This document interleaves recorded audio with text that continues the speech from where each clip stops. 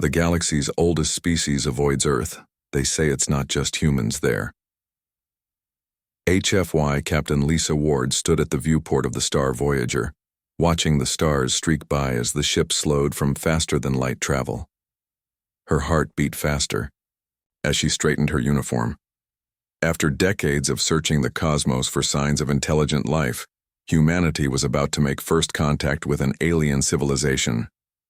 "Captain, we're receiving a transmission from the Nellurian vessel," said Jack Peters, the communications officer. His voice betrayed the same mix of excitement and nervousness they all felt. "Put it through," Lisa ordered, taking a deep breath.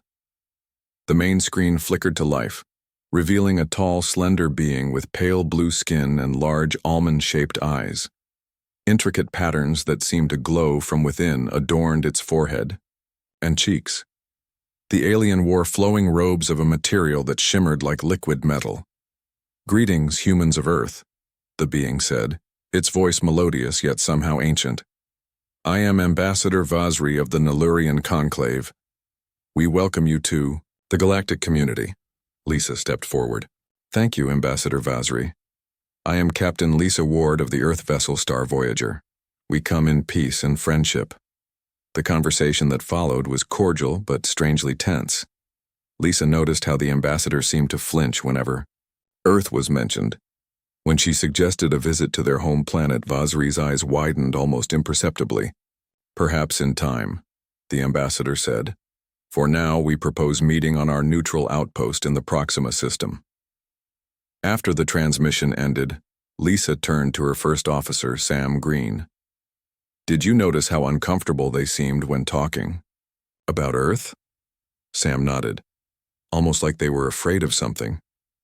"Or someone," Lisa added. 2 weeks later, the Star Voyager docked at the Nellurian outpost. Lisa led a small delegation including Dr. Alan Kelly, the ship's xenobiologist, and Emma Lewis, their diplomatic expert. The outpost was a marvel of engineering, a massive ring structure orbiting a small moon, with architecture that somehow managed to be both functional and artistic. Nellurians moved about with grace, their movements fluid and precise. Ambassador Vasri greeted them in a grand hall adorned with what appeared to be star charts and historical records. "Captain Ward, we are honored by your presence. The Conclave is eager to establish formal relations with humanity." The talks proceeded smoothly until Emma asked about the possibility of Nellurian representatives visiting Earth. A strange silence fell over the room. Vasri exchanged glances with the other Nellurians before speaking carefully. "We have certain protocols regarding Earth. It has been classified as a special case for many cycles." "Special case? In what way?" Lisa asked. "Earth is known to us as the dual world," Vasri said, clearly choosing his words with great care. "There are complexities involving your planet that date back to the earliest days of our space exploration." Dr. Kelly leaned forward. "Ambassador, with all due respect, that doesn't answer the question." Vasri's skin seemed to pale further. "Perhaps it would be best to focus on immediate diplomatic and trade concerns. In time, when trust is established, we can address other matters." That night, in their assigned quarters, Lisa's team discussed the strange interaction. "They're hiding something," Emma said, pacing the room. "Something about Earth specifically." Alan nodded, looking up from his tablet. "I've been granted limited access to their historical database as part of our cultural exchange. There are references to Earth dating back over 50,000 years." "What?" Lisa moved to look over his shoulder. "That's impossible. Human civilization isn't nearly that old." "Exactly," Alan said. "And here's the strange part. They don't refer to humans at all in the oldest records. They refer to Earth as a guardian realm, and most of the files are heavily encrypted. I only found these references because the system translation had a minor glitch." Sam frowned. "Are you saying they knew about Earth before humans evolved?" "I'm saying they've been actively avoiding Earth for tens of thousands of years," Alan replied. "And I don't think it's humans they're avoiding." The next day, during a tour of the outpost's scientific facilities, Lisa managed to get Vasri alone for a moment. Ambassador, I need to ask you something directly. What did you mean when you called Earth the dual world? Vasri looked around, nervously before responding in a lowered voice. Captain Ward, there are some things that are not spoken of openly. The ancient protocols regarding Earth were established long before my time. But why? What are you afraid of? The ambassador's expression became grave. It is not merely humans who dwell on your world, Captain. You are not alone there. Before Lisa could press further, a group of Nellurian scientists approached and Vasri quickly changed the subject. That evening, the humans were invited to a formal reception. The grand hall was filled with Nellurians and representatives from other species, who maintained relationships with the conclave. Lisa was surprised to find that news of humans had spread quickly, and many aliens seemed fascinated by their presence. A tall reptilian being introduced itself as Kras, a merchant from the Telvaran Federation. Humans, we had heard rumors, but to actually meet you, this is remarkable. And you say you come from Earth? When Lisa confirmed this, Kras's scaled skin seemed to ripple with surprise. Truly? The Forbidden World? And they allowed you to leave? Forbidden? Who forbade it? Lisa asked. Kras suddenly looked uncomfortable. Forgive me, I spoke too freely. It is just unusual to meet beings from that particular world. Throughout the night, Lisa and her team had similar experiences. Some aliens openly expressed shock that humans were from Earth, while others would clam up entirely when the planet was mentioned. Later, as the reception was winding down, Lisa noticed an elderly Nellurian watching her from across the room. Unlike the others who wore bright colors, this one was dressed in simple gray robes with ancient symbols embroidered along the edges. The old Nellurian approached slowly, leaning on a staff made of some crystalline material. Human, it said in a raspy voice. I am Keltor, keeper of the ancient histories. Pleased to meet you, Lisa said. I'm Captain Lisa Ward.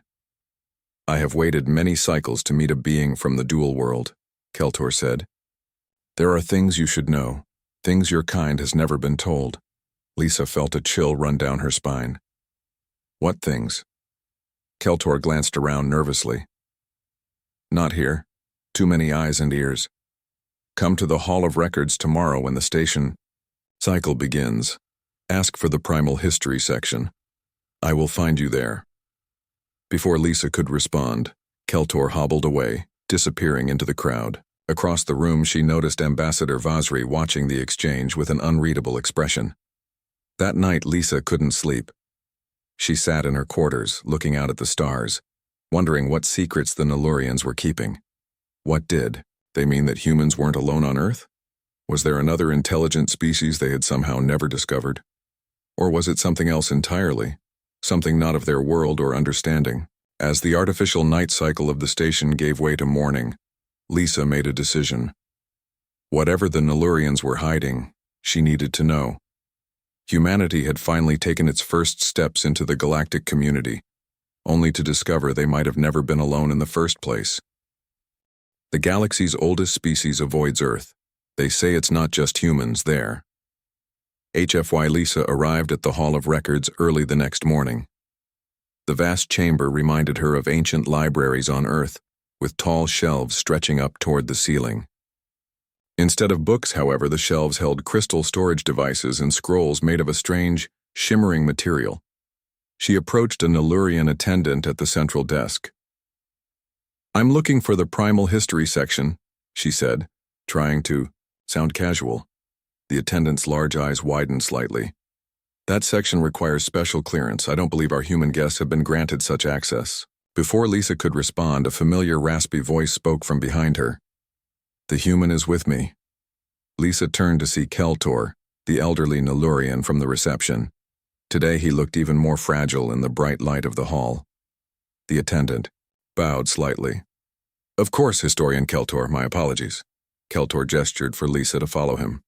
They walked in silence through winding corridors of knowledge until they reached a small circular room at what felt like the very heart of the hall. The walls were lined with ancient-looking scrolls, and in the center sat a table with a strange device that resembled a projector. "We don't have much time," Keltor said, closing the door behind them. "What I'm about to show you violates protocols that have been in place for over 50,000 years. Lisa felt a mixture of excitement and unease. "Why are you doing this?" Keltor's aged face softened. "Because I believe it is time. The Guardians have allowed you to leave your world and join the stars. That must mean the old restrictions are changing." "Guardians? What Guardians?" Instead of answering directly, Keltor activated the device on the table. A three-dimensional image of Earth appeared, floating in the air between them. The image was incredibly detailed, showing continents that looked almost, but not quite, like the Earth Lisa knew.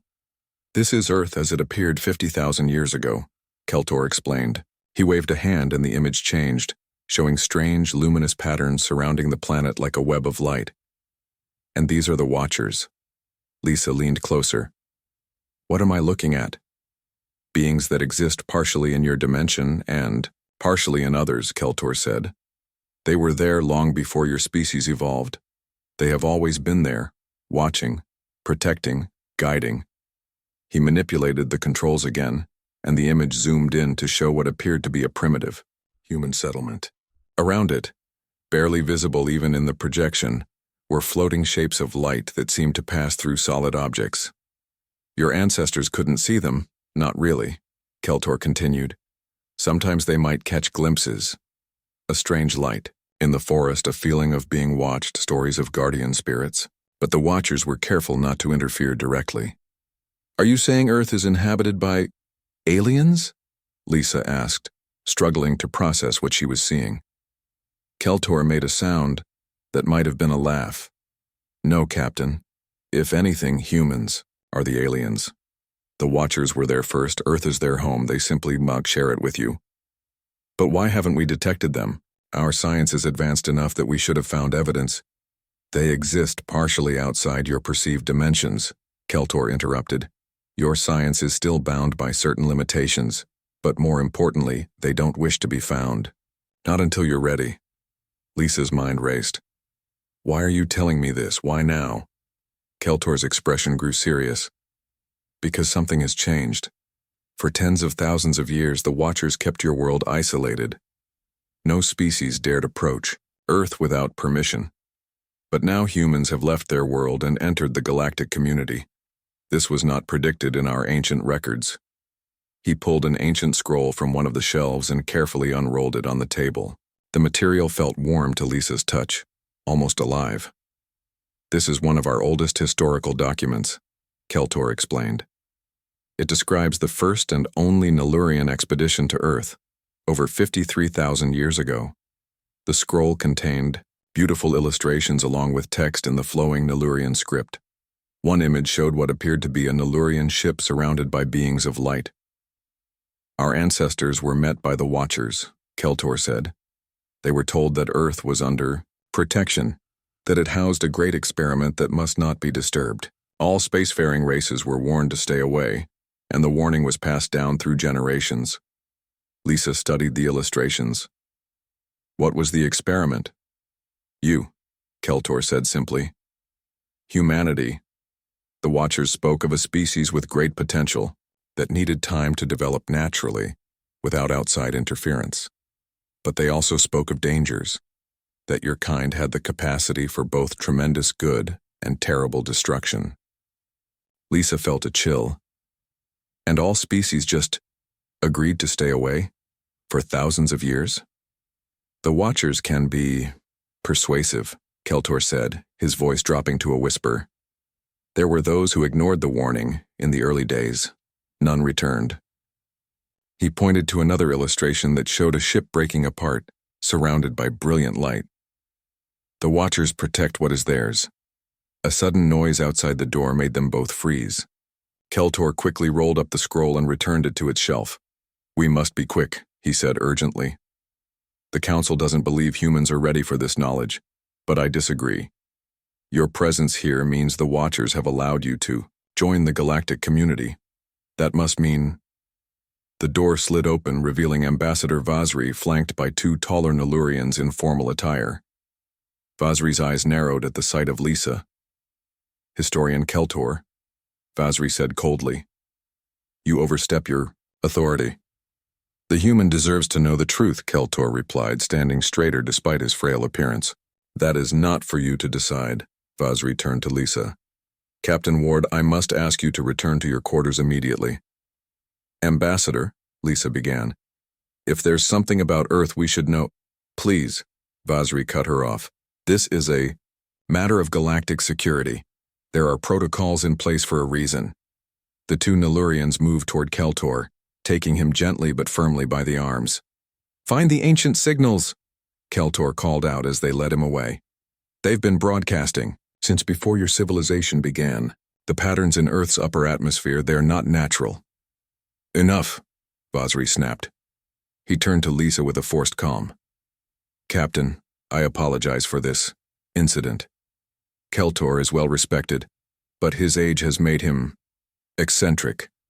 I assure you, his stories are merely legends based on misinterpreted ancient texts." But Lisa could see the fear in Vasri's eyes. The ambassador was lying. As Lisa was escorted back to her quarters, her mind was reeling. If what Keltor had shown her was true, then humanity had never been alone on Earth. And now she had to somehow get this information back to her people, before the Nellurians found a way to stop her. The galaxy's oldest species avoids Earth. They say it's not just humans there. HFY back on the Star Voyager, Lisa called an urgent meeting with her senior officers. She paced the conference room as she explained what Keltor had shown her. "So you're saying Earth is shared with some kind of interdimensional beings?" Sam asked, his expression skeptical. "I know how it sounds," Lisa replied. "But you've all noticed how strangely the Nellurians act when Earth is mentioned, and Keltor showed me actual historical records." Dr. Alan Kelly nodded slowly. "It would explain some things. The Nellurian database has these gaps whenever Earth is mentioned, like they're deliberately hiding information. But invisible aliens living alongside us for thousands of years?" Emma Lewis shook her head. "Wouldn't we have noticed something by now?" Lisa leaned forward. "Keltor said something about signals in Earth's upper atmosphere, patterns that aren't natural. We need to contact Earth and have them check." Jack Peters, the communications officer, raised a hand. "Captain, I've been monitoring Nellurian communications since this morning.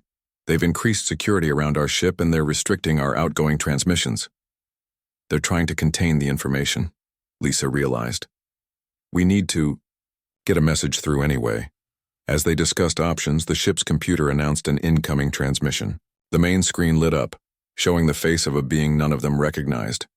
Reptilian features with iridescent scales and bright yellow eyes. "Captain Ward," the alien said. "I am Reth of the Zorvan Collective. We need to speak privately." "May I come aboard your vessel?" Lisa hesitated only briefly. "We'll send a shuttle." 2 hours later, Reth sat in the Star Voyager's conference room. Unlike the ancient Nellurians, the Zorvans were a relatively young species in galactic terms. "We've been observing your interactions with the Nellurians," Reth explained. "We knew. It was only a matter of time before they tried to hide the truth from you." "And what is the truth?" Lisa asked cautiously. Reth produced a small device and activated it. A holographic star map appeared, showing a detailed view of Earth. But something was strange about it. The image seemed to flicker, showing two overlapping versions of the planet. "This is how we see your world," Reth said. "Our instruments detect what appears to be two realms occupying the same space. Physical reality as you know it, and something else, something that exists on a different frequency of reality." Alan leaned forward, studying the image. "Are you saying Earth exists in 2 dimensions simultaneously?" "No," Reth corrected. "Earth exists in 1 dimension, but it is inhabited by beings from both. The Nellurians call them the Watchers. We call them the Ancients. Most species in the galaxy know of their existence, but few speak of it openly." "Why not?" Lisa asked. "Fear," Reth said simply. "The older species remember a time when the Ancients walked among the stars, They were powerful, beyond comprehension. Then, for reasons unknown, they withdrew to Earth and became reclusive. Emma frowned. But why Earth specifically? That, Reth said, is the question that haunts the galaxy. Some believe Earth holds something valuable to them. Others think it's merely a convenient observation post. The Nellurians and other elder races follow ancient protocols out of fear, avoiding Earth entirely. But you're here talking to us, Sam pointed out. You're not following these protocols. Reth's scales rippled in what might have been the Zorvan equivalent of a smile. The Zorvan Collective is young. We question old restrictions. We've been studying Earth for centuries, intercepting your broadcasts, analyzing patterns. Reth manipulated the device again, and the hologram changed to show waves of energy surrounding Earth. We've detected signals that don't match any known human technology, Reth continued. They seem to phase between dimensions, appearing and disappearing in regular patterns. We believe these are the ancients communicating among themselves. Lisa recalled Keltor's parting words. Can you show us these signals? Reth nodded and adjusted the display again. Strange, flowing patterns appeared, rhythmic pulses of energy that seemed to form complex shapes before dissolving and reforming. We've been recording these for over 300 years, Reth explained. The patterns repeat but with subtle variations. We believe it's a language. Alan studied the patterns with growing excitement. This is incredible. If we could decode this, the Nellurians won't allow it, Reth warned. They believe humans aren't ready to know about their silent partners. They fear what might happen if you try to communicate with the ancients directly. Why? Lisa asked. What are they afraid of? Change, Reth said. The galaxy has existed in a certain order for millennia. Earth has been quarantined. The ancients have been left undisturbed and the elder races have maintained their power. Your emergence into space threatens that order. The meeting was interrupted by an urgent message from Jack at Communications. Captain, we're receiving a transmission from Earth. It's Dr. Steve Rodriguez from NASA. He says it's urgent. Lisa had the call transferred to the conference room. Steve's face appeared on screen, looking both excited and confused. Lisa, something strange is happening, he said without preamble. After your last message about the Nellurians, we started analyzing atmospheric data more closely. We found energy patterns in the upper atmosphere that have apparently been there for centuries but were misclassified as natural phenomena. Lisa and Alan exchanged looks. What kind of patterns? Alan asked. It's hard to describe, Steve replied. They form a kind of barrier around the planet. But here's the weird part. The patterns change when we observe them, almost like they're responding to our attention. Steve, I need you to work with Dr. Nancy Wright from Linguistics, Lisa said. We're sending you some data to compare with what you found. This might be some kind of language. After the transmission ended, Lisa turned to Reth. We need to know more.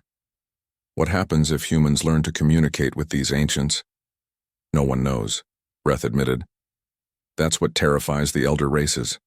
For thousands of years, the ancients have been silent guardians, watching humanity develop, but never interfering directly. If that relationship changes, is that why the Nellurians are trying to restrict our communications? Sam asked. Reth nodded. They'll do everything possible to prevent direct contact between humans and ancients. In their view, such contact could upset the cosmic balance. Lisa stood up, making a decision. We need to get back to Earth with this information. If these beings have shared our world for thousands of years, we have a right to know about them. The Nellurians won't let you leave. Easily, Reth warned. Not now that you know. Then we'll need to be creative, Lisa replied. She turned to her officers. Prepare the ship for emergency departure, and download as much data from Reth as possible. As her crew rushed to their stations, Lisa stared at the holographic image of Earth, her home planet surrounded by strange energy patterns that had gone unnoticed for millennia. She couldn't help wondering, if these ancients had been there all along, watching over humanity, why had they stayed hidden? And what would happen when humans finally learned the truth? The galaxy's oldest species avoids Earth. They say it's not just humans there. HFY, the Star Voyager, slipped away from the Nellurian outpost under the cover of a scheduled maintenance period. Lisa had ordered all systems to run at minimal power, to avoid detection as they moved toward the outer edge of the system. Nellurian vessels are mobilizing, Jack reported from his station. They've noticed we're gone. Lisa gripped the arms of her captain's chair. Time to FTL capability? 3 minutes, Sam replied. We need to clear the gravitational interference from the outpost. Captain, Emma called from her console. We're receiving a transmission from Ambassador Vazri. He's demanding we return immediately. Ignore it, Lisa ordered. Focus on getting us out of here. The ship shuddered as a beam of energy passed nearby. Not a direct hit, but close enough to serve as a warning. They're firing on us, Alan exclaimed. No, Reth corrected from where he stood behind Lisa. That was a gravitational pulse. They're trying to disable your engines, not destroy your ship. They want to contain you, not harm you. Lisa made a quick decision. Reth, your vessel is still docked at the outpost. If we get away, you'll be stranded. The Zorvan's scales rippled. My mission was to make contact with humans. I've achieved that goal. My people will understand. Another pulse rocked the ship, this one closer. FTL ready, Sam announced. Get us back to Earth, Lisa commanded. Maximum speed. The stars stretched into lines as the Star Voyager jumped to faster-than-light travel, leaving the Nellurian vessels behind. 3 weeks later, the ship entered Earth's solar system. Lisa had used the journey to study the data Reth had provided and prepare a report for Earth's leaders. Now, as they approached their home planet, she felt both excitement and apprehension. We're being hailed by Earth Defense Command, Jack reported. They're asking why we've returned ahead of schedule. Tell them we have urgent information that can't be transmitted safely, Lisa replied. Request an immediate meeting with the International Space Council. As the Star Voyager moved into orbit, Lisa studied the view screen showing Earth below. It looked the same as always: blue oceans, white clouds, green and brown land masses. Hard to believe it might be home to another intelligent species that had remained hidden for millennia. Captain, Alan called from his science station. I'm detecting those energy patterns Reth showed us. They're moving. Lisa joined him at his console. The display showed waves of energy shifting around the planet's upper atmosphere, forming complex patterns before dissolving and reforming elsewhere. They seem more active than in Reth's data, Alan noted. Almost like they're agitated. Or responding to our return, Reth suggested. Perhaps they know we've discovered them. Lisa felt a chill run down her spine. Are they doing anything threatening? No, Alan replied. Just moving more rapidly than before, like they're watching us. 2 days later, Lisa, Alan, and Reth stood before the International Space Council in Geneva. The chamber was filled with representatives from Earth's nations, along with scientists and military personnel. Lisa had just finished presenting their findings. Let me be clear about what you're suggesting, Captain Ward, said Counselor Elena Diaz, the ISC chairperson. You believe Earth has been shared with another intelligent species for our entire history, and that this species exists in a different dimensional plane that overlaps with our own? Yes, Counselor, Lisa replied. The evidence from multiple alien sources supports this conclusion, and NASA has confirmed the presence of unexplained energy patterns surrounding Earth. Dr. Steve Rodriguez stepped forward, displaying data on the main screen. We've been analyzing these patterns for the past month. They don't match any known natural phenomenon. They appear to form a protective barrier around the planet, and they respond to observation in ways that suggest intelligence.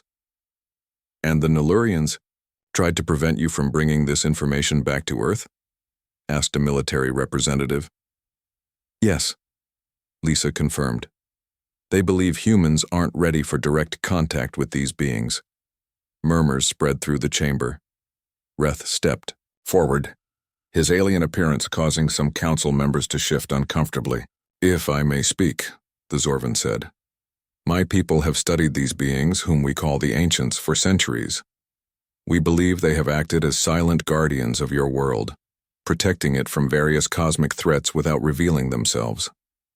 What kinds of threats? Elena asked. Asteroid impacts, solar flares, and possibly even alien invasions, Reth explained. The energy barrier they maintain can deflect or absorb various forms of danger. If that's true, another counselor interjected, why haven't they made contact? Why remain hidden? Before anyone could answer, the chamber's lights flickered. The main screen, which had been showing Dr. Rodriguez's data, suddenly went blank before displaying new patterns, swirling, complex formations of light that seemed to pulse with purpose. That's not my presentation, Steve said, backing away from the display. Alan checked his tablet. These patterns are being broadcast on every frequency worldwide. They're appearing on screens everywhere. The patterns continued to shift and change, becoming more structured, more organized. Slowly, they began to form recognizable shapes. First, simple geometric forms, then more complex designs that resembled written language. Dr. Nancy Wright, the linguist Lisa had requested, stepped forward. They're trying to communicate, she whispered, her eyes wide with wonder. They're creating a visual language in response to our discovery. Lisa looked at Reth, who seemed equally stunned. Has this ever happened before? Never, the Zorvan replied. In all our records, the ancients have never attempted direct communication with any species. The patterns continued to evolve on screen, becoming more sophisticated by the second. Nancy worked frantically on her tablet, attempting to decode what they were seeing. I think I understand some of this, she said after several minutes. They're using mathematical principles as a foundation, universal concepts that any advanced species would recognize. They're creating a primer, teaching us how to understand their language. Can you respond? Lisa asked. Nancy hesitated. Maybe. If we use the same principles. She began working with Steve, using his access to broadcast systems to send a simple mathematical sequence back through the same channels. The room fell silent as everyone waited. Then, the patterns on the screen changed again, responding directly to the sequence Nancy had sent. They understood, Nancy breathed, and they're answering. For hours, the exchange continued, becoming increasingly complex. Nancy and a growing team of linguists and mathematicians worked to establish basic communication. Meanwhile, reports came in from around the world of similar patterns appearing on screens, in the sky, and even in natural phenomena like aurora borealis. Finally, Nancy looked up from her work, her face pale. They want to meet, she said. They're providing coordinates, a location in the Arctic Circle. And they're addressing you specifically, Captain Ward. Lisa felt the weight of every eye in the room. Me? Why? They say, and I'm translating conceptually here, that you bridged worlds by bringing knowledge of them back to Earth. They call you a catalyst for a new age of understanding. Elena stepped forward. Captain Ward, this is unprecedented. If these beings have truly shared our world for millennia, this could be the most significant first contact in human history, even though it's happening on our own planet, Lisa added quietly. The council quickly organized an expedition to the coordinates provided by the ancients. As preparations were made, Lisa stood by a window, looking out at the night sky over Geneva. Somewhere up there, she knew, Nellurian vessels were probably arriving, realizing they were too late to stop what was happening. For better or worse, humanity was about to meet its oldest neighbors. The galaxy's oldest species avoids Earth. They say it's not just humans. There. HFY. 3 days later, Lisa stood at the bow of an icebreaker ship cutting through the Arctic waters. Despite the bright sunlight reflecting off the ice, the air was bitterly cold. Beside her stood Alan, Nancy, Steve, and Reth, all bundled in thermal gear. Behind them, a team of scientists, military personnel, and government representatives waited nervously. We're approaching the coordinates, the ship's captain announced. Lisa scanned the horizon. Nothing but ice and water as far as she could see. Are you sure this is the right location? Steve checked his instruments. Positive. The energy readings are off the charts here. Look. Alan pointed to a spot about 100 meters ahead. At first, Lisa saw nothing unusual. Then slowly the air began to shimmer, like heat waves rising from hot pavement. The shimmer grew stronger, expanding outward in a circular pattern. Within the circle, the very fabric of reality seemed to ripple and fold. "It's a phase shift," Reth explained, his voice filled with awe. "They're aligning their dimensional frequency with ours to allow interaction." The circle of distortion continued to grow until it was about 30 meters across. Then, within it, shapes began to form. Vague, at first, then more distinct. Beings of pure energy, glowing with a soft blue-white light. They were roughly humanoid in shape but taller and more slender, with no clear features except for points of brighter light where eyes might be. One of the beings moved forward, separating from the others. When it spoke, the sound seemed to come from everywhere and nowhere, resonating inside their minds rather than through the air. "We welcome you, Lisa Ward of Earth," the being said. "I am Sentinel, speaker for the Guardians." Lisa stepped forward, her heart pounding. "Thank you for meeting with us. We have many questions." "As we expected," Sentinel replied. "For millennia, we have shared your world while remaining unseen. Today marks a new chapter in our coexistence." "Why have you remained hidden for so long?" Lisa asked. Sentinel's form rippled, almost like a human shifting their weight. "We did not begin as hidden. When your earliest ancestors walked the earth, they could perceive us, though not understand us. As your species evolved, developing concrete, thinking and language, you began to lose the ability to see beyond the physical realm. We became myths, spirits, gods to some, until eventually, we faded from your awareness entirely. But you've been here all along," Steve said, checking his instruments, which were recording intense energy readings. "This world has been our home for millions of your years," Sentinel confirmed. "Long before your species emerged, when we first noticed your potential, we decided to watch over your development." "Watch over us how?" asked one of the government officials. Sentinel gestured, and the air around them filled with images, visions of the past. They saw massive asteroids being subtly diverted from Earth's path, solar flares being dampened before they could reach the atmosphere, and strangest of all, enormous spacecraft being turned away from Earth's solar system. "You've been protecting us," Lisa whispered, "all this time." "Your species has great potential," Sentinel replied. "We chose to shield you from certain cosmic threats until you were ready to face them yourselves. The Nellurians and other species know about you," Reth said, stepping forward. "They fear you." Sentinel's light pulsed slightly. "Not us specifically, but what we represent. Long ago, in what you would call our youth, we walked among the stars in physical form. The oldest species remember this time and the capabilities we possessed. When we chose Earth as our sanctuary and withdrew from galactic affairs, they respected our wishes out of both memory and caution." "And now?" Lisa asked. "Why reveal yourselves to us now?" "Because you have reached a critical point in your development," Sentinel explained. "You have ventured beyond your world and encountered the galactic community. The old protocols that kept species away from Earth are no longer sustainable. Change is inevitable."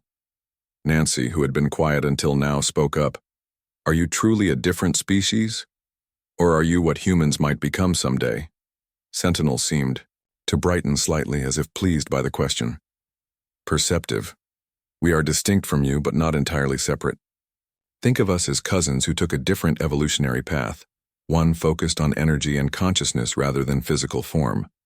Some of your kind may eventually follow a similar path, though that is millennia away."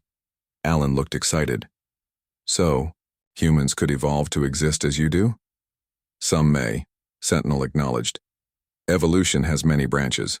For now, our concern is the present moment and what comes next." "And what does come next?" Lisa asked. "A choice," Sentinel replied. "For thousands of years we have protected Earth silently. Now we offer a formal alliance between our peoples. We will continue to share this world, but as acknowledged partners rather than silent guardians." "What would this alliance mean in practical terms?" one of the officials asked. "We would gradually share some of our knowledge, within limits that would not harm your natural development. We would continue to protect Earth from certain cosmic threats, but now with your awareness and eventually your participation. In return, we ask for recognition of our right to continue sharing this world as our home.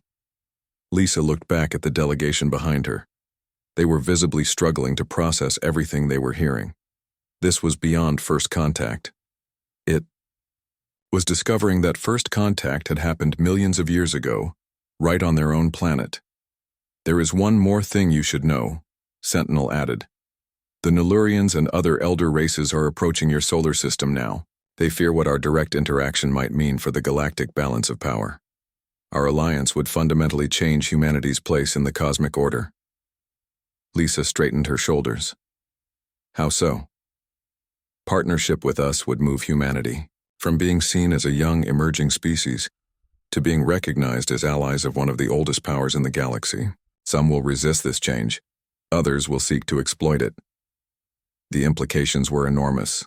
Earth, which had just begun to find its place among the stars, would suddenly be thrust into complex galactic politics. Lisa took a deep breath. I think this decision is bigger than any one person. It needs to be presented to all of Earth's nations. We understand, Sentinel said. We have waited millennia. We can wait a little longer for your answer. 1 week later, in the largest global broadcast in human history, representatives from every nation on Earth gathered at the United Nations headquarters in New York. Lisa stood beside Sentinel, whose glowing form drew everyone's attention. Representatives from 12 alien species, including the Nulurians and Zorvans, watched from a special gallery. The UN Secretary-General stepped forward after all votes had been tallied. Today we make history not just for Earth but for the galaxy. By unanimous decision, the nations of Earth accept the alliance offered by the Guardians. As Lisa watched Sentinel's light pulse with what seemed like happiness, she realized that humanity had never truly been alone in its journey to the stars.